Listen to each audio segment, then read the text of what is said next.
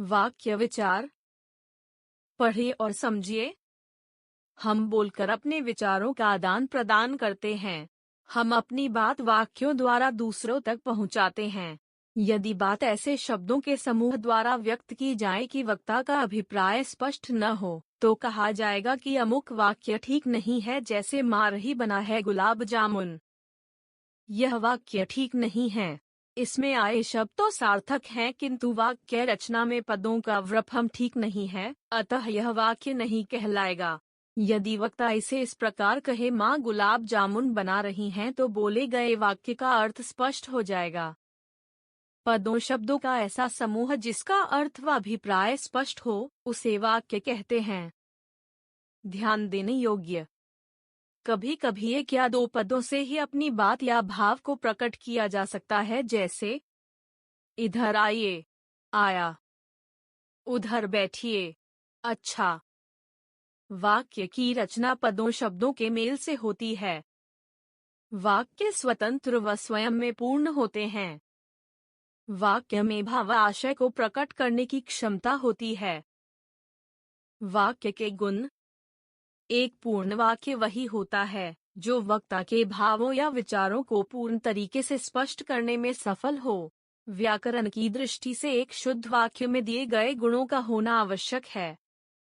आकांक्षा। आकांक्षा अर्थात भावाभिव्यक्ति तथा भाव ग्रहण की आकांक्षा की तृप्ति होनी चाहिए, तभी वाक्य पूरा माना जाएगा। जैसे आकाश में चिड़िया, यह सुनकर आकांक्षा तृप्ति नहीं होती। यदि कहें कि आकाश में चिड़िया उड़ी, तो आकांक्षा तृप्ति होती है। योग्यता। पदों में निहित अर्थ का ज्ञान कराने की क्षमता को योग्यता कहते हैं। जैसे मनुष्य घास खाता है, इस वाक्य में योग्यता का अभाव है, क्योंकि ये उचित अर्थ का बोध नहीं करा रहा है। यदि कहें कि मनुष्य रोटी खाता है, तो इसका अर्थ स्पष्ट हो रहा है, अर्थात इसमें योग्यता का समावेश विद्यमान है। निकटता। वाक्य का उचित व पूर्ण अर्थ प्रकट करने के लिए पदों की एक दूसरे से निकटता आवश्यक है। यदि वाक्य में आए एक पद का उच्चारण दूसरे पद से काफी समय बाद किया जाए, तो अर्थ प्रकट होने में रुकावट आती है। जैसे अनामिका का खिलौना टूट गया है, इस वाक्य में खिलौना के बाद के पदों का उच्चारण देर से होने पर वाक्य का अर्थ प्रकट होने में रुकावट उत्पन्न हो रही है। पदक्रम। वाक्य में पदों का निश्चित क्रम लिंग, वचन, काल, कारक, पुरुष आदि का क्रिया से मेल तथा संबंध ही उनका परस्पर पदक्रम है। ऐसा होने पर ही सही अर्थ संप्रेषित होता है। जैसे में उड़ती हैं चिड़िया आसमान, यहाँ पदों का क्रम उचित नहीं है। इस वाक्य में आए शब्दों का उचित पदक्रम होगा, चिड़िया आसमान में उड़ती हैं। अन्वय। अन्वय का अर्थ है मेल या एकरूपता। व्याकरण के नियमों के अनुसार वाक्य में पदों का प्रयोग अन्वय कहलाता है। जैसे सभी लड़कियां और लड़के खेलने लगीं। इस वाक्य में वचन, लिंग, क्रिया आदि का मेल न होने के कारण ये अशुद्ध हैं। इसका शुद्ध रूप होगा, सभी लड़कियां और लड़के मिलकर खेलने लगे। वाक्य के अंग। वाक्य के दो अंग होते हैं। वाक्य के अंग। उद्देश्य, विधेय। उद्देश्य। वाक्य में जिसके बारे में कुछ कहा जा रहा हो या बताया जा रहा हो, उसे उद्देश्य कहते हैं। जैसे बंदर पेड़ पर कूद रहे हैं। रमेश ने हाथ जोड़कर प्रणाम किया। इन वाक्यों में आए रंगीन शब्द बंदर और रमेश के विषय में कुछ कहा जा रहा है, इसलिए ये उद्देश्य हैं। विधेय। वाक्य के अंतर्गत उद्देश्य के बारे में जो कुछ कहा जाता है, उसे विधेय कहते हैं। जैसे पहलवान कुश्ती लड़ रहे हैं। आन्या ने सुंदर चित्र बनाया। इन वाक्यों के रंगीन शब्द कुश्ती लड़ रहे हैं तथा सुंदर चित्र बनाया विधेय हैं, क्योंकि वे अपने उद्देश्य पहलवान और आन्या के बारे में कुछ कह रहे हैं। उद्देश्य का विस्तार। उद्देश्य के लिए जिन विशेषणों का प्रयोग किया जाता है, उन्हें उद्देश्य का विस्तार कहते हैं। जैसे शेर उद्देश्य दहाड़ रहा है। बब्बर शेर उद्देश्य का विस्तार दहाड़ रहा है। फूल उद्देश्य खिल रहा है। सुंदर फूल उद्देश्य का विस्तार खिल रहा है। विधेय का विस्तार। विशेषण, कर्म, क्रिया विशेषण आदि शब्द विधेय को विस्तार देते हैं, जैसे खिलाड़ी खेल रहे हैं, विधेय खिलाड़ी मैदान में खेल रहे हैं। विधेय का विस्तार, कोयल कूक रही है, विधेय कोयल मधुर स्वर में कूक रही है। विधेय का विस्तार। वाक्य के भेद। वाक्य भेद के दो प्रमुख आधार हैं। वाक्य के भेद। रचना के आधार पर वाक्य भेद, अर्थ के आधार पर वाक्य भेद। रचना के आधार पर वाक्य भेद। रचना के आधार पर वाक्य के तीन भेद होते हैं। रचना के आधार पर वाक्य भेद। सरल साधारण वाक्य, संयुक्त वाक्य, मिश्र वाक्य। सरल साधारण वाक्य। जिन वाक्यों में एक उद्देश्य और एक विधेय होता है उन्हें सरल साधारण वाक्य कहते हैं, जैसे नीलाक्षी गिटार बजा रही है, हलवाई ने मिठाई बनाई, अजय और आनंद विद्यालय गए, किसान खेत जोत रहा है, छुट्टियों में हम मैसूर जाएंगे, डॉक्टर रोगी को दवा देता है। संयुक्त वाक्य। जिन वाक्यों में एक या दो स्वतंत्र वाक्यों या उपवाक्यों को समुच्चय बोधक अव्ययों से जोड़ा जाता है उन्हें संयुक्त वाक्य कहते हैं, जैसे आसमान में बादल छाए परंतु वर्षा न हुई, माताजी घर आईं और खाना बनाया, जल्दी करो अन्यथा देर हो जाएगी, मनीष बाजार गया और उसने पुस्तकें खरीदी, मैंने उसे बुलाया पर वह नहीं आया, वह स्वस्थ थी इसलिए यहाँ नहीं आई। मिश्र वाक्य।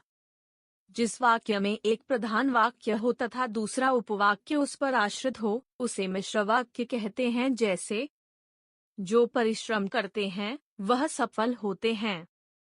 जैसे ही घंटी बजी बच्चे बाहर आ गए, यहाँ इतनी भीड़ है कि दम घुटा जा रहा है, ज्यों ही मैं उतरा त्यों ही बस चल दी, माँ ने कहा था कि उन्हें बाजार जाना है, अमित ने बताया कि उसे दाखिला मिल गया।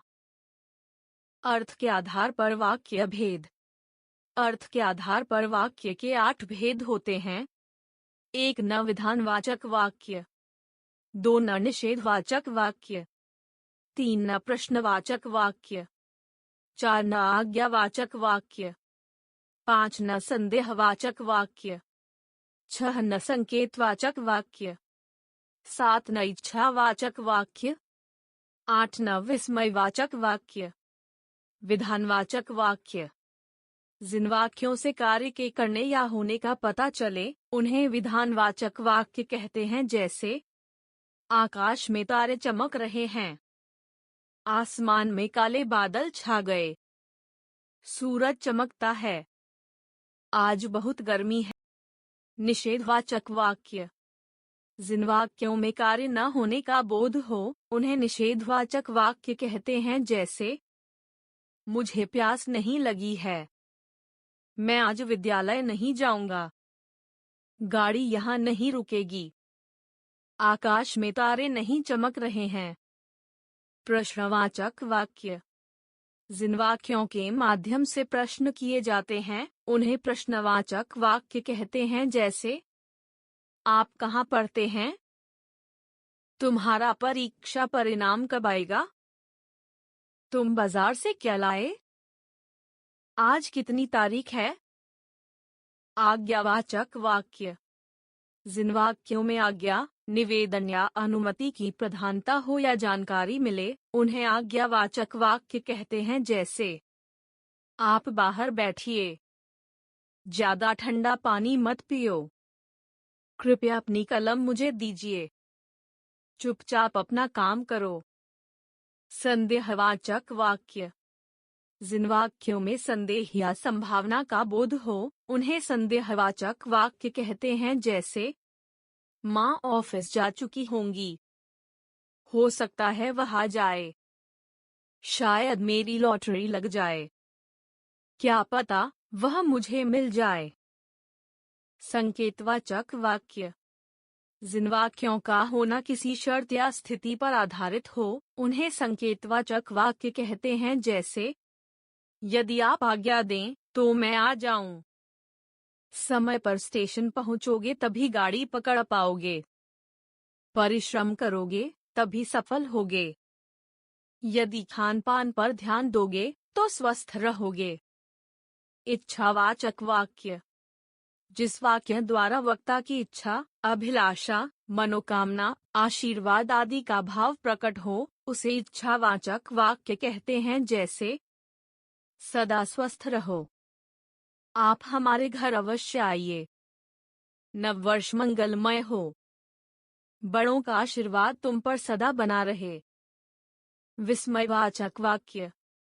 जिन वाक्यों से हर्ष, शोक, आश्चर्य, घृणा आदि भावों का पता चले, उन्हें विस्मयवाचक वाक्य कहते हैं। जैसे, शाबाश, तुमसे ऐसी ही उम्मीद थी।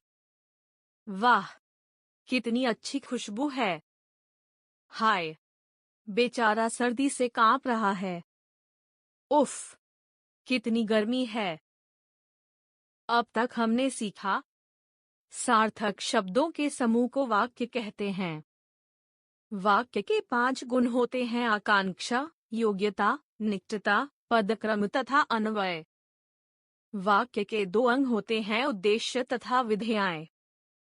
वाक्य का कर्ता उद्देश्य कहलाता है। वाक्य में उद्देश्य के बारे में जो कुछ कहा जाए वह विधेय कहलाता है।